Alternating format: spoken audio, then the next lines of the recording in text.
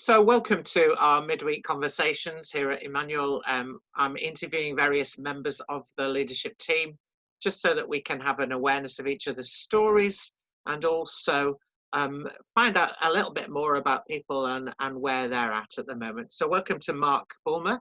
It's great to see you, Mark. Do you want to just tell us a little bit about yourself, your life and who you are?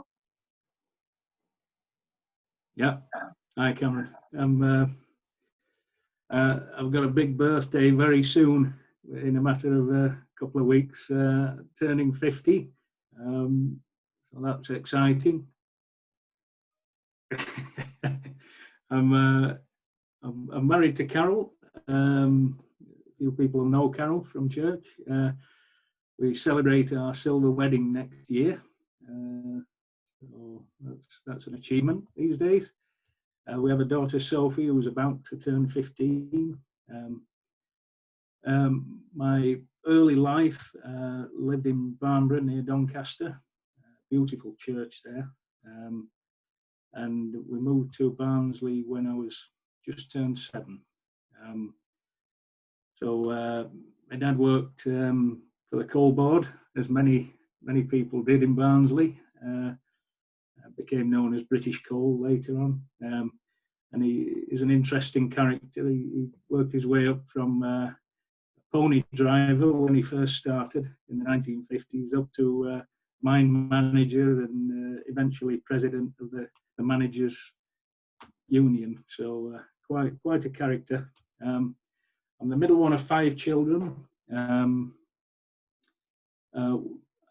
We lost my older brother some years ago. He unfortunately suffered a brain tumor when he was in his late teens. So I spent a lot of my teenage years caring for him and help my parents with that and help them go out and have some respite at times, so I could care for him. In my late teens, I went to Newcastle University, studied civil engineering. I eventually became a chartered civil engineer. After university, I worked for a famous bridge building firm. They built Sydney Harbour Bridge, the Tyne Bridge, Humber Bridge, lots of famous bridges around the world.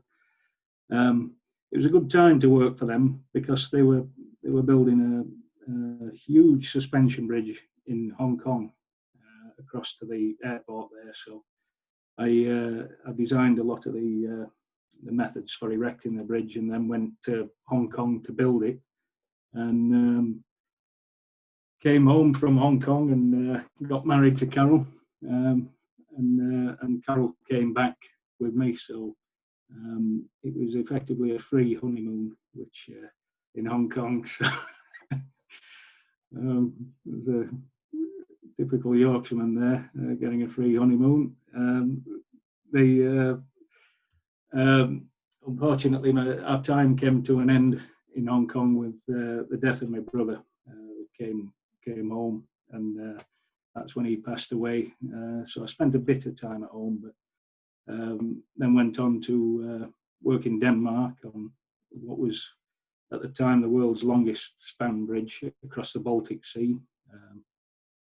Then after that job, worked on a huge suspension bridge across the Yangtze River in China, and went to China to help build that. Then went to America after that. We went to work for a firm called American Bridge in Pittsburgh, and we moved to Vancouver to rebuild the Lionsgate suspension bridge in Vancouver. That was an amazing, world's first project. We took it to pieces during overnight closures and rebuilt the whole bridge, and had traffic running on it through the day and cut it into pieces overnight and replaced bits of it. So amazing job, but that's when my hair started to go grey. So it was a real challenge, but but rewarding afterwards. And when you look back, you only look back at the good bits, don't you? You only remember the good bits.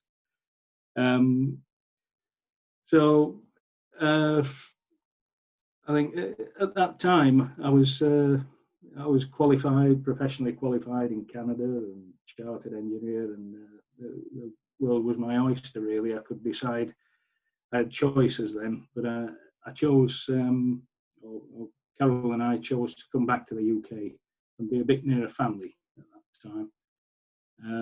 So we lived in London for a while, worked there. I joined a team of people who I knew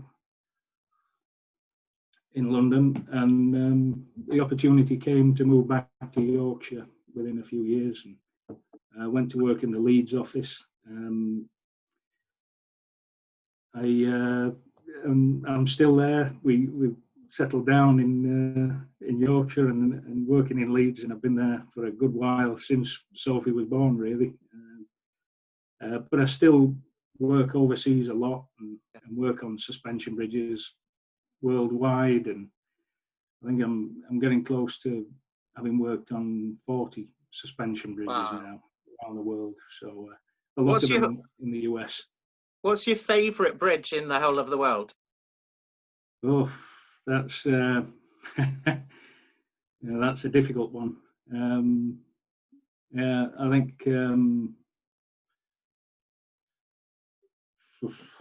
I mean, the one on the wall behind me is pretty spectacular, isn't it? The Golden Gate Bridge. I mean, that's iconic.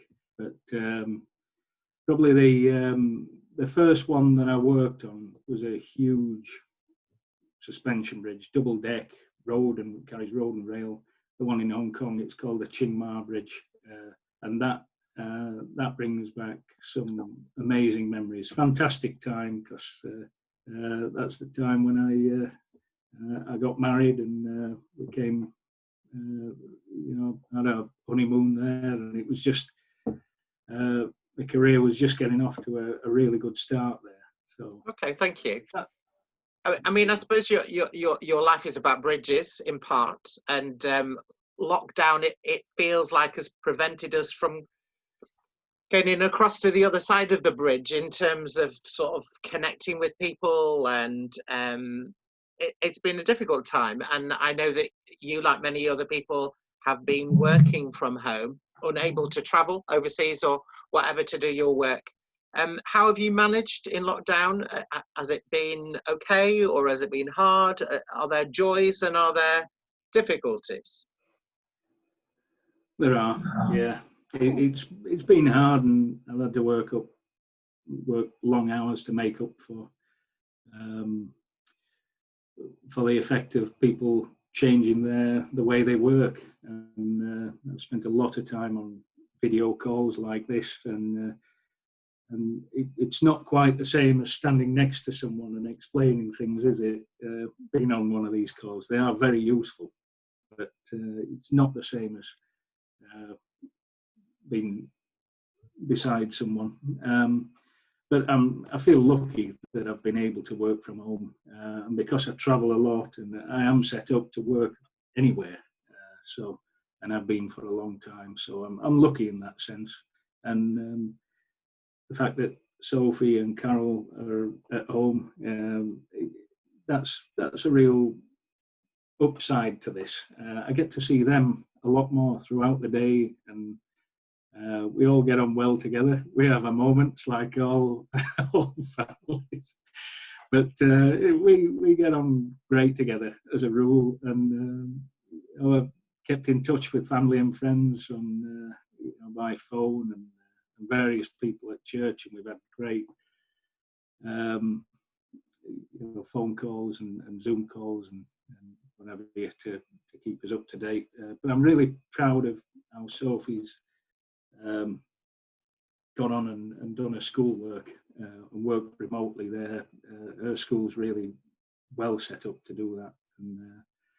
And now that Carol's had to shield because she's got an underlying health condition.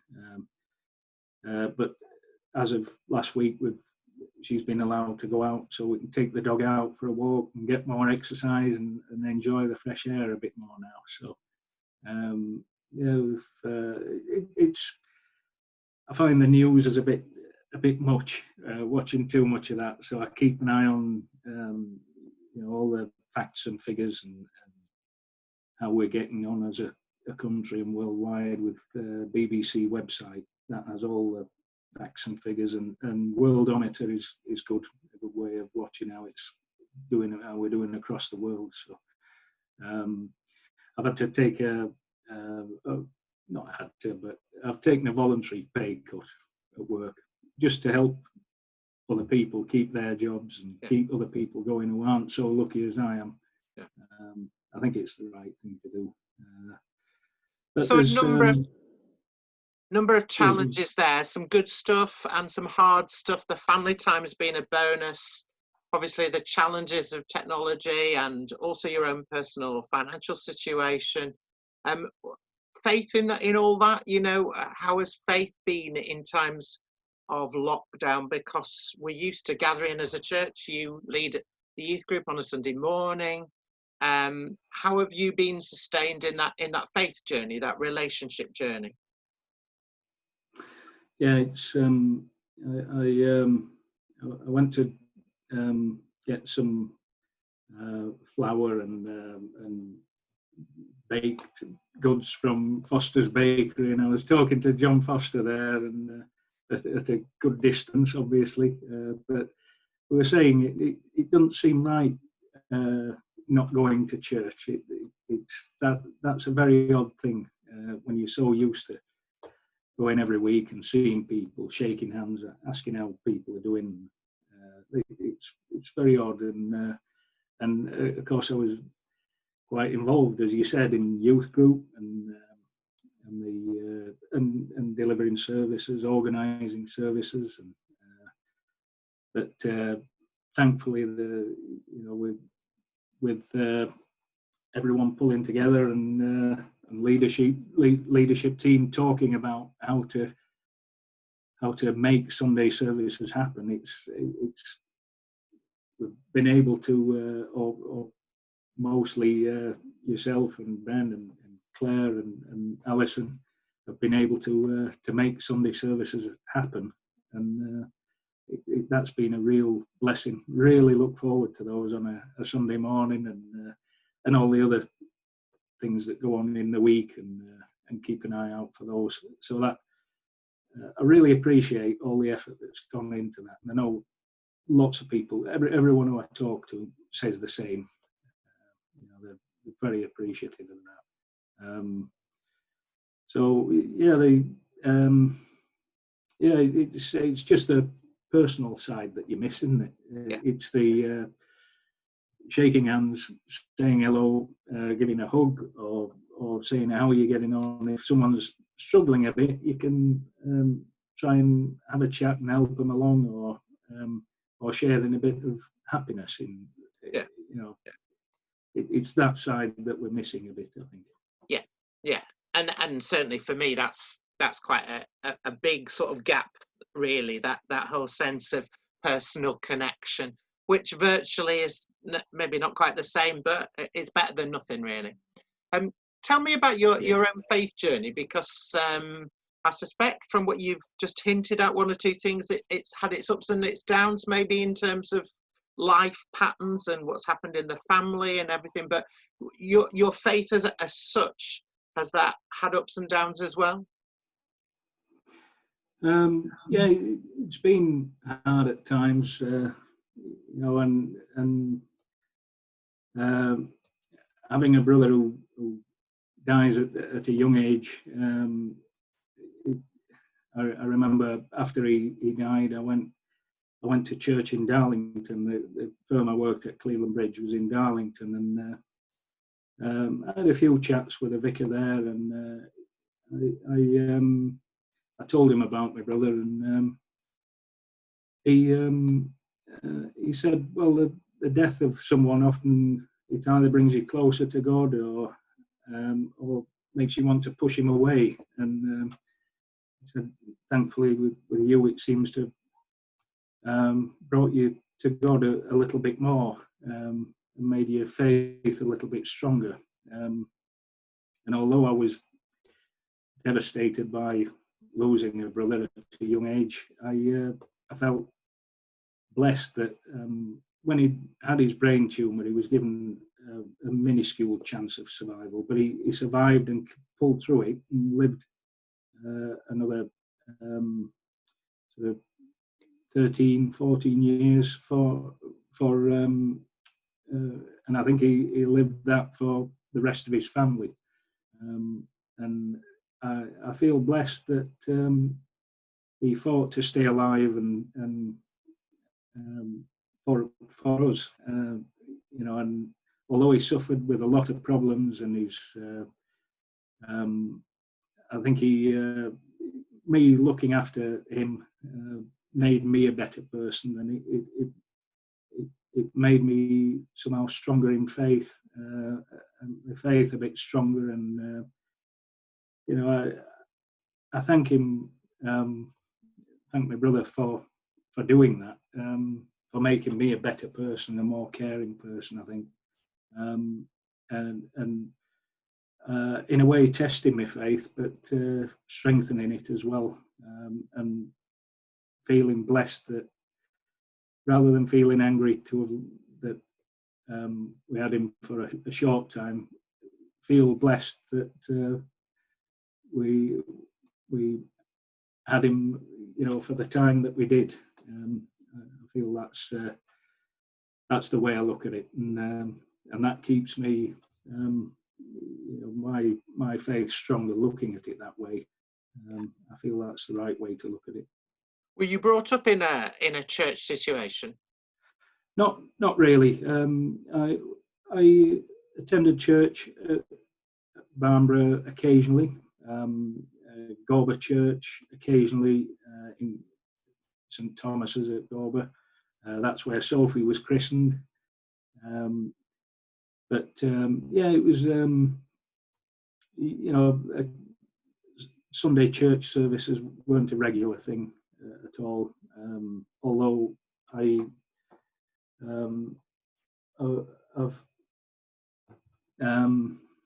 been a believer as long as I can remember, but it wasn't a regular thing going to church at all. It was something I decided myself that that's what I would do. But it's not that my family aren't believers or anything like that. They just didn't go to church that often. It wasn't a regular thing for them. And was it your brother's death that prompted you to come back to church, or were there other events as well?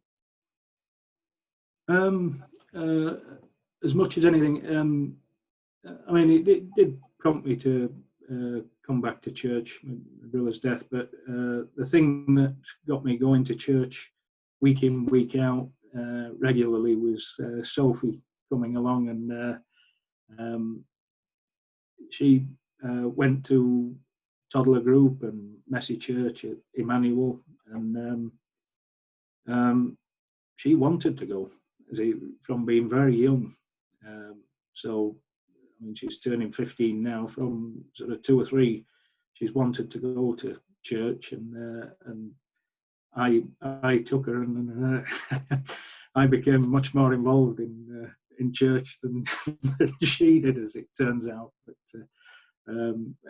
it was that really that it was something I'd wanted to do, but I'd never found I've never found a church that suited me as well as Emmanuel did, and Emmanuel was somewhere that I liked as soon as I went in. When you came along, I think you've been at Emmanuel 9 years.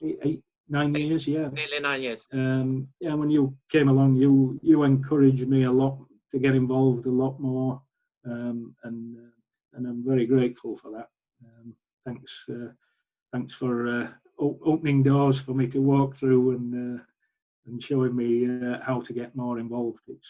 that's much appreciated, Cameron. And we're really thrilled that you are part of the leadership team, because you bring a lot of gifts and wisdom, which is great. And certainly I've been blessed by your writing on Facebook, in terms of you know, some of the things that you brought for people to reflect on. So that I find that really interesting, that your faith has developed through parenting, really, the fact that you wanted to sort of honour your child's baptismal vows, and you followed that up, as it were, and took that seriously. Yeah. And that maybe that challenges us as a church in terms of opportunities with baptisms, and with you know, those families who connect very loosely. That's a real challenge for us. And that you know, we shouldn't just assume that people are not interested. Sometimes they're looking for an invitation to get a bit more involved, and maybe that's about us as a leadership and us as a church being embracing in terms of inviting others to join us and also to get involved. I'm just wondering if you know, if you obviously meet a lot of people through your working life and maybe also your social life who don't believe, who are not connected with a church, who wouldn't profess to be a Christian as you do. If you had 1 minute to explain to them what you think the heart of their faith is, what would you say? I would say God's good. He loves us. He looks after us. He answers our prayers, and not always in the way that we expect. God's got a much better imagination than we do. And he can sustain us in difficult times in ways that we don't expect. But from my own experience, I would say you can't go to church once and just say I went to church, I didn't like it. It takes time to develop your faith. You've got to give it a chance. Keep going, work at it, and the good news of Jesus Christ is it's a way of life. You know, you've got to live with it. But when you do, it makes a difference, not to just to your life, but to everyone else's, to the lives of people around the world. So, and if you think it's Christianity's stuffy and conventional, and it's exactly the opposite. I think if you put God at the centre of what you do, and a bit more love into everything, a bit more of God's love, then it just blows everything open, and makes you look at everything in a different way, and a much better way. Fabulous. I love that. I love that sense of it's about living a life, and it's about growing a relationship that doesn't happen overnight, but you have to work at it and build on it and develop it. That's fabulous. I love that image, as it were. Finally, Mark, because you've been involved with our young people, you teach in the top group, as it were, the teenager group in Roots on a Sunday morning. Is there anything that you glean from your work with your young people that gives you any hope for the future? Yeah, well, I think we've been very lucky, haven't we? That over the years we've had really wonderful young people come through the doors and go from being a young teenager, 13, through to being 19, 20 and 21 now, and it's wonderful seeing people. There's a huge difference in 13 and 20, and you can, having seen that happen for quite a few of our young people, it's including your three boys. You know, I feel really privileged to have led the group and seen them grow up. And I know Jackie, who leads the group with me, she feels the same way. But we try and make the group fun and thought-provoking, and encourage contributions from everyone in the group, and I think that they enjoy that. the group, and I'm inspired by the speed of learning. They pick up everything very quickly. Some things that older people find a bit difficult to get their head around, they just get it straight away, and that surprises me. But it also leads to questions that come and firing back that keep you on your toes. And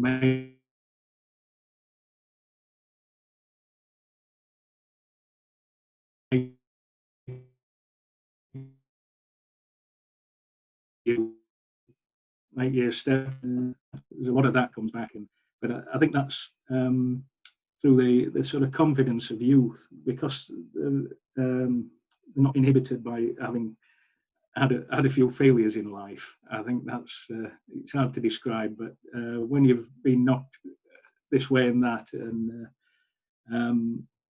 that, yeah, I think that's the reason technology doesn't scare them. They're quite happy on their phones or looking stuff up immediately as soon as you mention it, and they've got the answer before you think of it. And it's but I like that sort of fluid, quite exciting way of learning. But it's taught me, I think, the importance of being a good role model, and trying to show that the right way to live life, or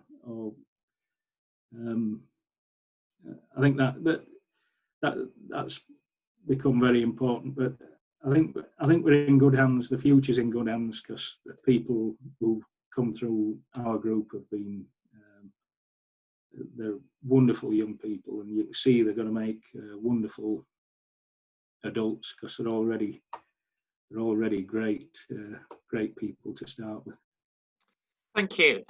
And we're grateful as a church for that role modelling that you've been doing over a number of years. I know we as parents feel really blessed that you and Jackie have been there for our particular children, but also other children too. And that role modelling, we're just mirroring, hopefully, the life of Jesus Christ, so that they can see that within us and feel that that's what they want for themselves. So thank you for what you've contributed. And thank you for also sharing with me in conversation this morning. It's been great to hear part of your story. Lovely to hear your honesty, your reflections, and some of the ups and downs of your life. You are a blessing, and we're grateful for you. I know you've got calls waiting. I know it's a busy day. Yeah. So go back to the bridges, keep them standing, and keep connecting as bridges do with God and with other people. Thank you very much, Mark Bulmer. Yeah, thank you, Cameron. Take care. Bless. Bye-bye. Bye. God bless.